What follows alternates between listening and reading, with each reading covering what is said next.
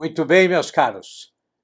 Vamos aqui retomar os nossos vídeos semanais, não é mesmo?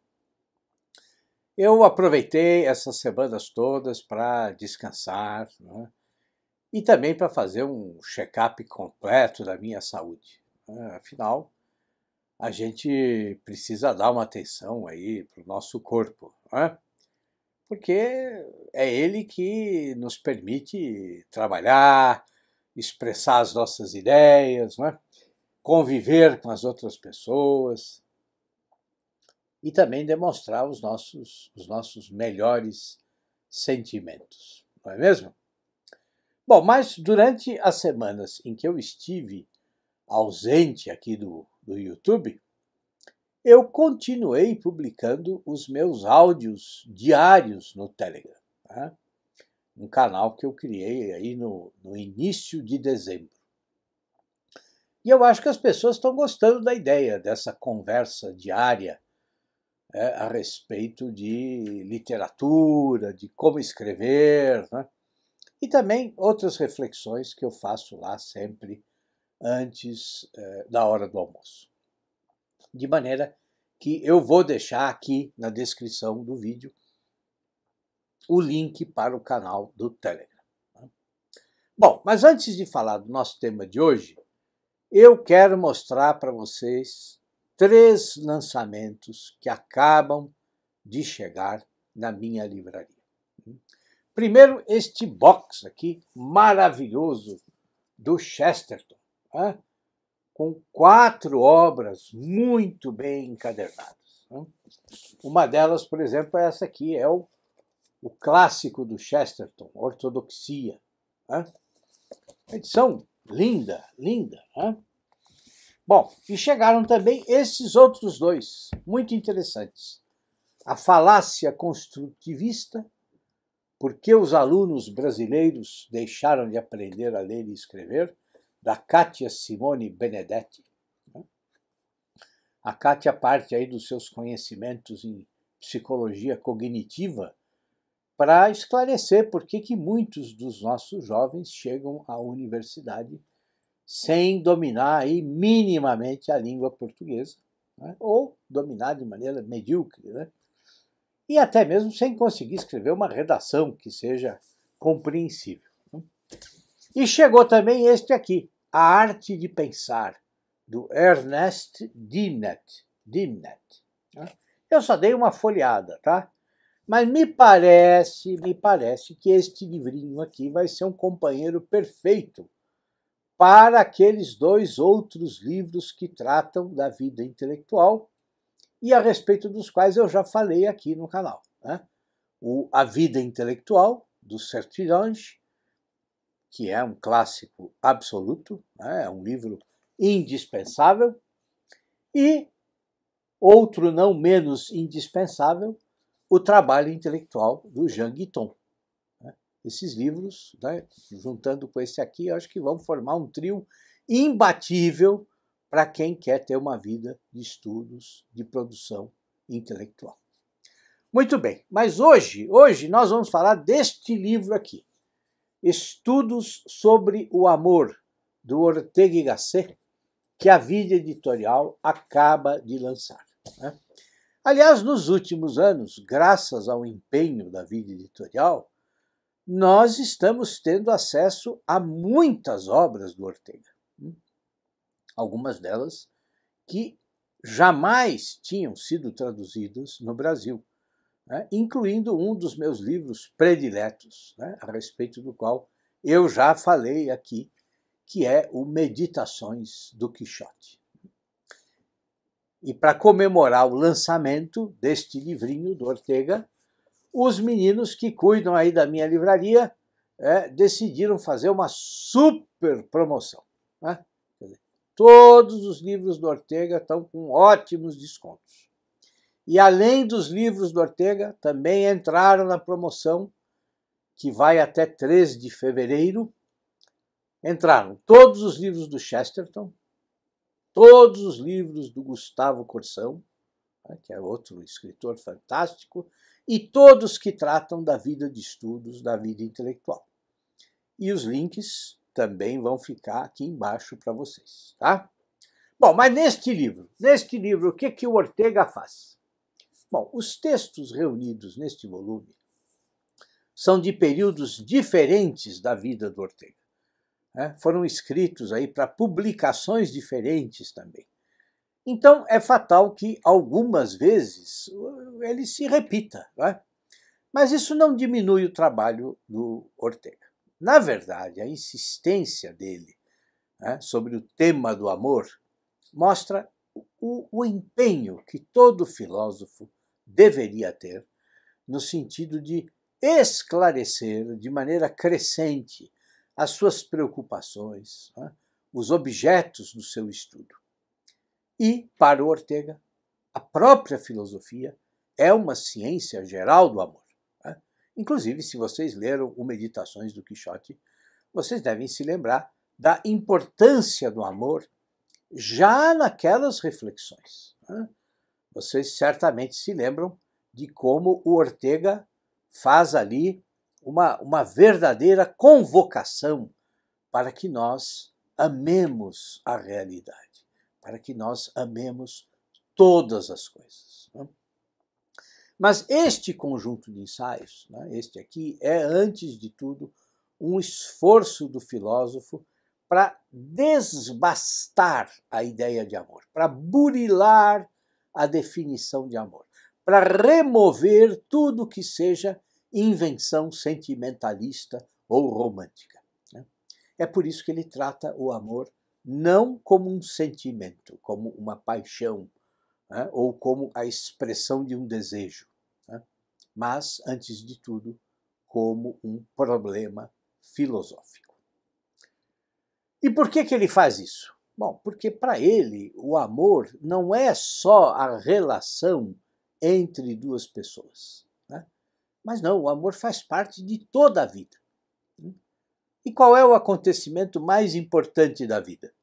Bom, é a própria vida, né? É o próprio fato de viver. Então, todos os fatos têm importância crucial, né? Por um simples motivo, porque eles ocorrem na vida. E fora da vida, bom, fora da vida não há sobre o que filosofar, não é mesmo? Bom, um dos melhores ensaios do livro é O Amor em Stendhal, né? Em que o Ortega vai dialogar com um livro do Stendhal chamado Sobre o Amor. É um livro aí do início do século XIX e que já foi aqui traduzido no Brasil. Então, talvez vocês até encontrem em sebos esse livrinho do Stendhal. E é desse livro que o Ortega vai emprestar a expressão pseudo-amor, ou seja, amor falso ou o amor enganoso. Porque ele quer mostrar como nós temos o vício inveterado, o vício arraigado de chamar de amor as coisas mais díspares, mais desiguais. E é por esse motivo que, segundo Ortega, nós confundimos enamoramento com amor. Porque enamoramento, na visão do Ortega, é um ato mecânico. E é um ato mecânico porque todo mundo se apaixona, todo mundo se enamora, né? E sempre agimos da mesma forma, segundo um processo automático e refletido, né? No qual o amor, o verdadeiro amor, tem só uma pequena parte. Ou seja, o enamoramento, para o Ortega, é um estado inferior do espírito. E há também outras formas de amor que também não são amor. Né? Por exemplo, a paixão. Né? O Ortega despreza aí as formas passionais de amor. Né? Aquelas que a gente encontra, por exemplo, na literatura, né? Na figura do Werther, né? Do famoso romance do Goethe, né?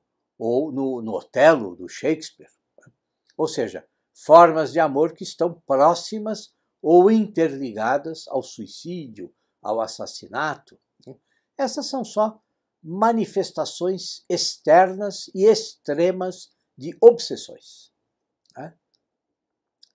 Quer dizer, elas são só a degeneração de almas inferiores para o Ortega. E ele vai dizer que nessas paixões não há encanto, não há entrega. Ou seja, são estados patológicos que ocorrem em pessoas que são presas fáceis da obsessão. Da mesma forma, nós não podemos confundir o amor com o gosto, porque o amor nós temos por uma coisa única, enquanto que o gosto nós temos por muitas coisas. E o mesmo serve para o interesse sexual, que não é amor, como também o carinho não é amor, porque o carinho não pressupõe encantamento, não pressupõe entrega. E assim o Ortega vai construindo a sua definição de amor. O amor principalmente como fenômeno de eleição, de escolha, de uma ampliação da própria individualidade. Nesse sentido, o amor é uma viagem até o íntimo mais íntimo nosso. O amor é aquela inquietação que nós temos de abandonar a periferia do ser amado, e nos apoderar da sua intimidade secreta. Uma intimidade que só pode se entregar a uma pessoa. Então vejam que amar é algo raro, é algo infrequente. Não chega a ser uma aberração do comportamento humano, diz Ortega, mas é, na opinião dele, um tipo de anomalia, porque é algo que foge da normalidade. É por isso que, para o Ortega, nós precisamos abandonar a ideia vulgar de que todos têm a capacidade de experimentar o amor. Porque o verdadeiro amor é um talento que algumas criaturas possuem, um talento que ele vai comparar aí ao dom de fazer versos, ao dom de compor música, e ao dom também de ter um verdadeiro espírito de sacrifício. Então, para o Ortega, o amor não é para todos. E nós também não amamos a qualquer pessoa com um verdadeiro amor. Na verdade, o Ortega trata o amor como uma criação da mente, mas uma criação que surge como resposta às qualidades do objeto amado. Ou seja, ninguém ama sem uma razão, sem um motivo.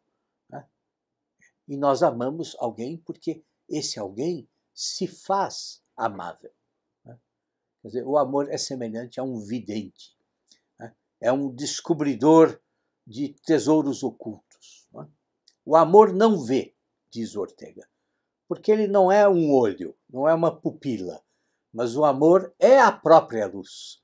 É uma claridade que nós recolhemos, que nós usamos para lançar sobre a outra pessoa. E assim, o objeto favorecido por essa luz começa então a apresentar as suas qualidades em toda a sua plenitude. Então vejam que, para o Ortega, o amor, na verdade, é um grau superior de atenção, porque o amor descobre qualidades e valores que estavam escondidos, que poucas, que raras pessoas tinham percebido antes. É por esse motivo que o amor é pouco frequente, porque é como se ele fosse mesmo o talento de uma pessoa.